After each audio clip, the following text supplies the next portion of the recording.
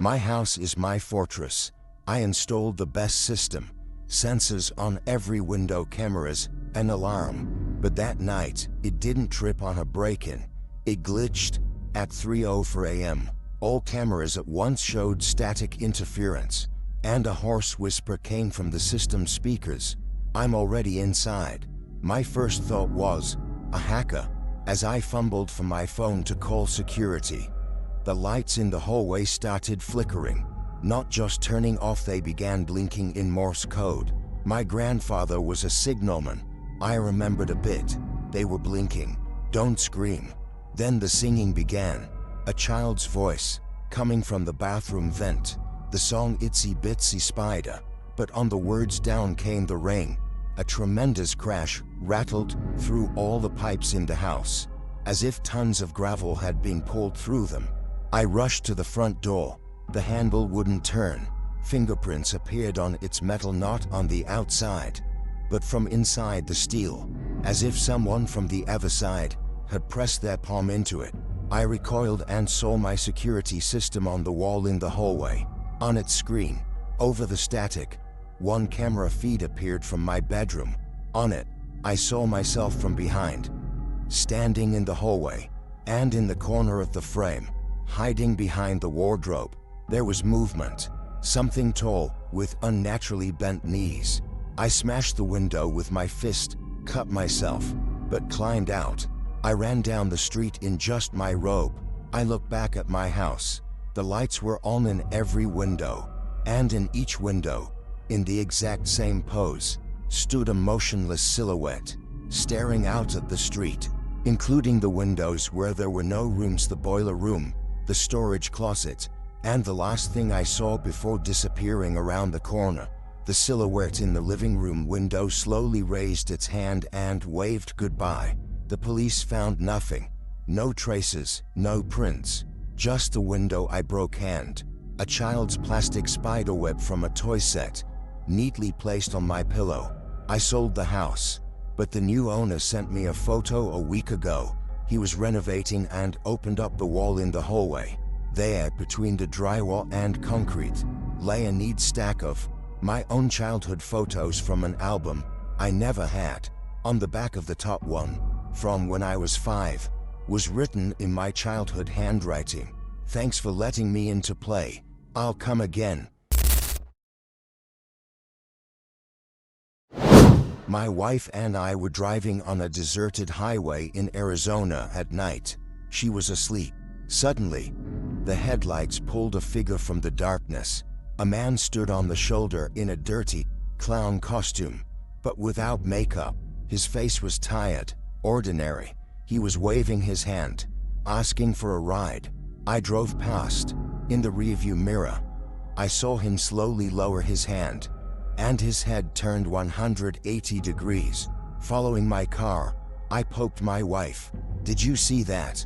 She, without opening her eyes, said tiredly, "Don't look back, just drive." A mile later, a huge sack lay on the road, writhing from within.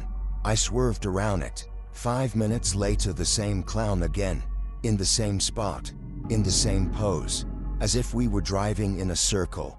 This time, he was holding a marionette doll dressed exactly like my wife, and he was making it dance in the air. My wife groaned in her sleep. On her neck, right under the skin, a thin, thread-like red string stirred and poked out. I screamed. The string snapped and disappeared. My wife woke up with a wild shriek. "He's in the car." I slammed on the brakes. We jumped out.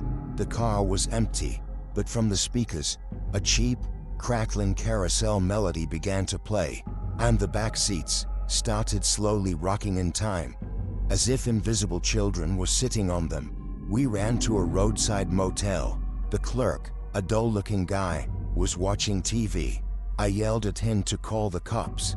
He turned around, and he had no eyes, just smooth skin. He opened his mouth, and my wife's voice pulled out, "Why did you leave me in the car?" We ran back out. Our car was in the parking lot. That clown was behind the wheel. His fingers were stitched with the same red threads, which stretched into the darkness, up to the motel roof. He tugged on them, and in time with his movements, our car bounced on its suspension like a giant puppet. We ran on foot down the highway until a real patrolman stopped us. After listening to our ravings, he took us to the station. On the way, a call came over the radio. A corpse in a clown suit found in a ditch 50 miles from here. Decomposition about 3 weeks. I saw his face in the photo, the same guy, at the station. While giving statements, I went to the bathroom. On the mirror, someone had written in lipstick, "Thanks for the ride. The dolls are pleased. Discount next time. Signed, the dirty puppeteer." Now I see the strings. When people get angry or cry, thin red fibers stretch from their joints to the ceiling.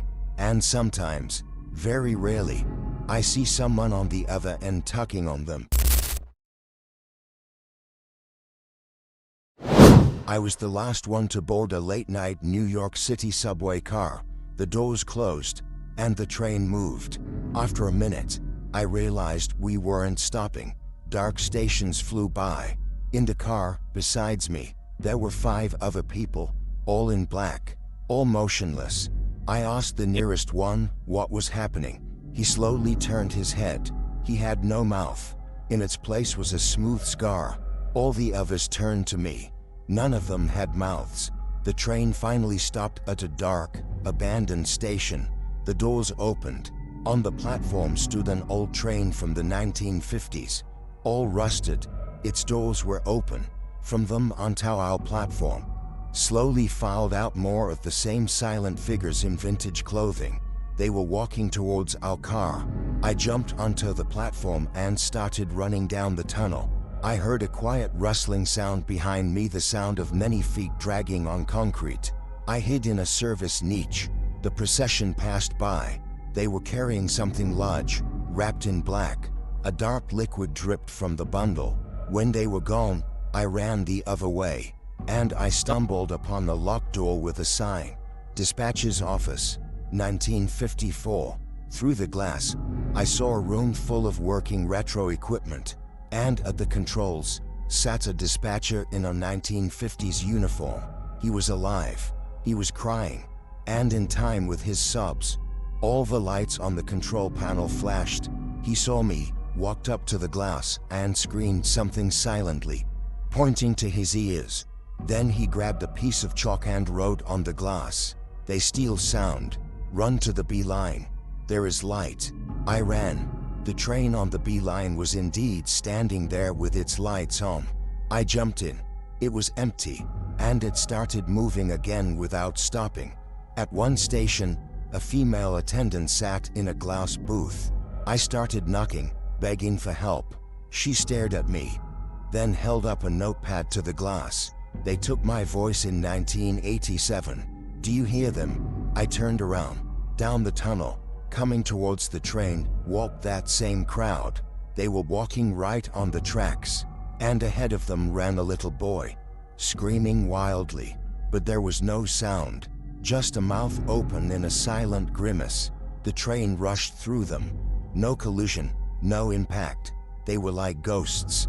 In the end, the train emerged at a normal station. I ran out into the city.